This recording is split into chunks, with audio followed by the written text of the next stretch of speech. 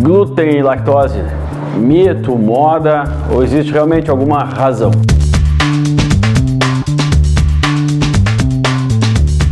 Toda vez que surgem assuntos novos nesse campo da alimentação, acaba gerando muita polêmica. Muitas das polêmicas são importantes, principalmente durante um certo período, porque o questionamento é válido sempre. Outras acabam sendo desnecessárias e partem geralmente do princípio da ignorância, do desconhecimento. Aquele que menos sabe acaba tendo as conclusões mais básicas e mais simples e equivocadas também. O básico em glúten e lactose, ou seja, mais fácil é falar de glúten, trigo, né, e do leite, é pensar que a gente sempre teve contato com isso. Na realidade, isso não é uma verdade. O contato com os grãos, por exemplo, tem mais ou menos cerca de 10 mil anos. E os lácteos, né, os produtos lácteos, talvez um pouco menos ainda. O que a gente sabe hoje é que, apesar desses alimentos terem um contato antigo, relativamente antigo com o ser humano, não deu tempo para o ser humano se adaptar às diversas mudanças que aconteceram, não só nesses alimentos, que aconteceram demais, mas em outros também. Pensar em trigo do passado para o presente, nós precisamos pensar de como ele foi e como ele é hoje. O trigo sofreu uma evolução que eu chamo de involução. De 14 cromossomos nesse antigo, vocês estão vendo na imagem, nós temos hoje 28 cromossomos. É quase o dobro, é praticamente o dobro. É o dobro. E o mais importante, já que o glúten não é o resultado do trigo, mas sim de fazer uma farinha de trigo, misturar com água e energia, se cria essa molécula tão diferente que denominamos de glúten e basicamente une duas proteínas e que serve nos pães, nas massas para dar liga e elasticidade. Essa mesma farinha de trigo que no passado concentrava glúten numa certa quantidade, isso nunca fez bem ao ser humano, mas que em pequena quantidade, tal como o álcool, por exemplo, não podemos dizer que é tão deletério assim. Principalmente se a ingestão for feita de tempos em tempos e não diariamente, rotineiramente. Hoje em dia, o trigo, a farinha de trigo, concentra em 400% a mais de glúten. É praticamente incompatível com a saúde gastrointestinal, pensando primeiro. Mas já que a gente sabe que tudo que chega no intestino acaba sendo distribuído pelo nosso corpo, nós sabemos que o glúten ele pode causar interferência em diversos sistemas nossos, não só o sistema intestinal. A ideia de que o glúten faz mal somente ao intestino é uma ideia muito antiga. Talvez se naquela época que descobrimos que o glúten realmente poderia causar reações adversas ao corpo, tivéssemos investigado o cérebro, teríamos dado uma outra denominação dessa doença, que é a doença celíaca. E quanto a isso, nós já precisamos entender uma outra coisa muito importante. Existem 3 tipos básicos de incompatibilidade que o alimento pode causar a nós. O primeiro seria simplesmente uma hipersensibilidade. O que a gente sabe por hipersensibilidade é que eu posso ingerir um alimento e ter, por exemplo, dor de cabeça. Ou então ter dor gástrica, epigástrica. Ou então eu poderia dizer que até uma insônia. Então qualquer sistema nosso pode ser afetado. E não necessariamente logo após a ingestão daquele alimento.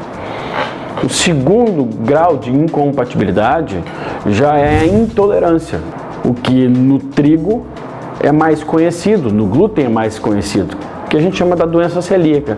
A pessoa que não consegue, não tem enzimas para digerir essa proteína. Quando isso acontece, geralmente o problema é intestinal. E infelizmente, apesar de ser algo tão básico e tão conhecido, essas pessoas passam anos, geralmente, até que consigam descobrir que realmente aqueles distúrbios gastrointestinais, e principalmente diarreias, distensão abdominal, dificuldade com gerenciamento de peso, são realmente do glúten. O terceiro grau, é o grau mais complexo e mais simples também de ser diagnosticado, é a alergia. Seria no caso da pessoa ingerir, por exemplo, camarão e ter uma alergia e poder, com edema de glote, ir a óbito.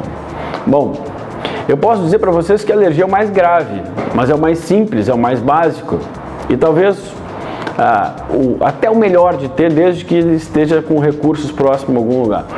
Porque a pessoa não tem dúvida de que aquilo faz mal.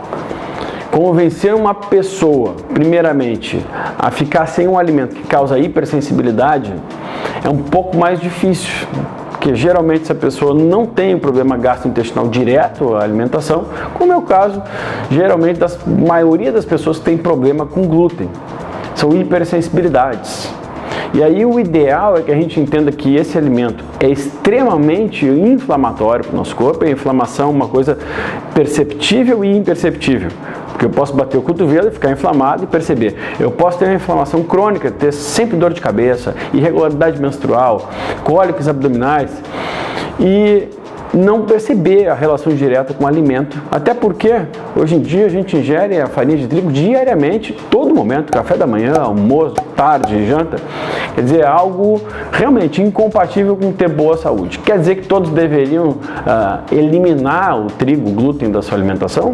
Não, tem pessoas que precisam eliminar, outras pessoas, o ideal para todos é que diminuam o máximo possível.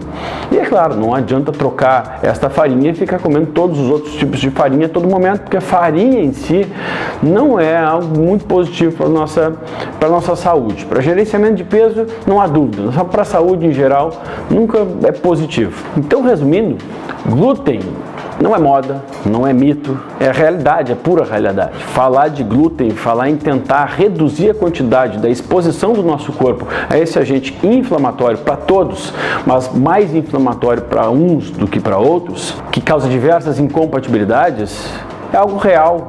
Quando a gente busca saúde, quando a gente busca uma alimentação mais funcional ao nosso corpo, que traga realmente algum benefício. Quando a gente fala de lactose, nós estamos nos referindo ao açúcar do leite, mas o leite como um todo, ela é uma combinação de proteínas, deste açúcar e de alguns tipos de gordura também. O leite não é um bom alimento. Existem coisas boas dentro do leite, assim como existem elementos bons dentro da grama, do pasto, e nem por isso o ser humano pode se alimentar do pasto, da grama e ter os benefícios da concentração de cálcio, por exemplo, daquele pasto. O leite para o ser humano, ele é muito importante durante um período da vida e principalmente o leite materno. Esse leite é riquíssimo em diversas substâncias e inteiramente compatível com o nosso corpo. O leite da vaca, ele pode causar diversas incompatibilidades, tal como o glúten também pode causar. Primeiramente, a lactose, que é o que mais conhecemos, e é só, como eu falei para vocês, é só o açúcar do leite. Para aquelas pessoas que não têm a enzima que digere a lactose, que se chama lactase, essas pessoas têm a intolerância à lactose, que é apenas um dos problemas do leite. A intolerância à lactose pode ou não ser percebida, por incrível que pareça. Normalmente a intolerância à lactose, ela deveria ser percebida porque no momento que eu não consigo digerir esse alimento, o meu intestino deveria dar sinais para mim. Mas nem sempre isso acontece. Por quê? Porque a ingestão, o nosso intestino está sempre mais preparado para não demonstrar do que para demonstrar. Porque se ele demonstrar tudo que entra de ruim para a gente, praticamente o nosso corpo vai ter que ficar cuidando o tempo todo das reações intestinais. Nosso intestino, realmente, quando a gente falava sobre ser o primeiro cérebro, de fato é o primeiro cérebro. Se a gente pensar o nosso corpo, ele tem dois cérebros, o intestino e o nosso cérebro. O nosso cérebro, por exemplo, ele é um pouco mais burro. Ele vicia em heroína, em cocaína, em glúten, em açúcares, que a gente sabe, todos sabem, em álcool, todos sabem, é no nosso cérebro que acontece, né? Todos sabem que faz mal, tudo isso. Quando a gente fala de intestino, ele é muito mais inteligente. Só que ele está muito preparado para não dar sinais de inflamação. Então ele vai se virando nos 30. Até que chega um ponto que fica impossível dele lidar com a quantidade de toxinas que entram. Ele não consegue mais assimilar o que deveria e também acaba jogando fora algumas coisas que não precisavam, que não deveriam. E ele começa a ter inflamação nas suas células. Quando isso acontece, o alimento que não era para ser, que era para ser processado antes de ser metabolizado e assimilado, ele passa a entrar de uma maneira inadequada. Isso causa, primeiramente, uma reação local e, secundariamente, reações que podem acontecer em qualquer área do nosso corpo. Então é importante que a gente saiba que essa intolerância à lactose pode não ser percebida, isso é muito comum, eu vejo nos exames dos pacientes que ficam surpresos, mas como que deu intolerância se eu não percebo nada? Eu deveria perceber? Deveria, mas provavelmente pelo excesso de ingestão e pelo grau de toxicidade que o teu corpo tem, ele não demonstrou ainda.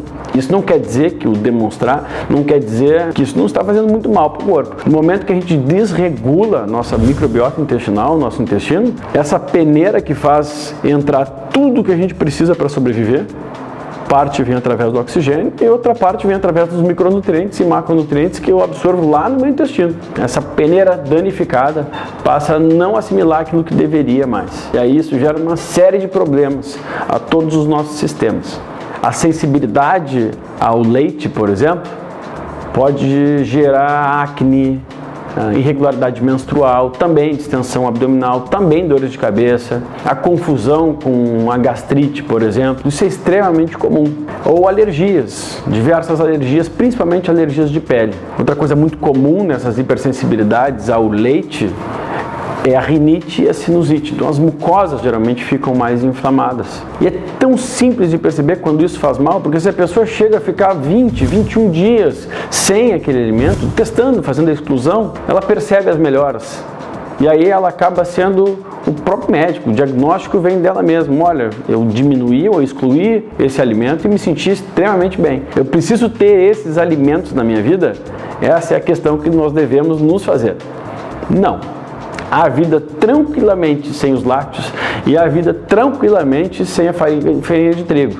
Isso não quer dizer que a gente deve todos excluírem 100%. Seria benéfico? Obviamente sim. Mas todos nos beneficiamos da diminuição da ingestão desses alimentos. Então, não é mito, não é moda, é uma realidade. O ideal é que cada um tenha a gestão dessa quantidade de alimentos, tentando primeiramente ficar algum tempo, que seja 2 semanas, sem a ingestão de um, depois 2 semanas sem a ingestão de outro, e percebendo, olha, minha dor de cabeça foi embora, olha, por exemplo, as candidíases, muito comuns em mulheres, olha, eu parei com o leite e melhorou a candidíase, melhorou a rinite, a sinusite, e aí o diagnóstico está feito. Diagnóstico de quê? De incompatibilidade, ponto. Não quer dizer que tem intolerância nem nada, de incompatibilidade. E aí a pessoa durante um tempo começa a entender o quanto que ela pode ingerir daquele alimento sem que esse alimento cause aqueles transtornos que atrapalham a vida da pessoa.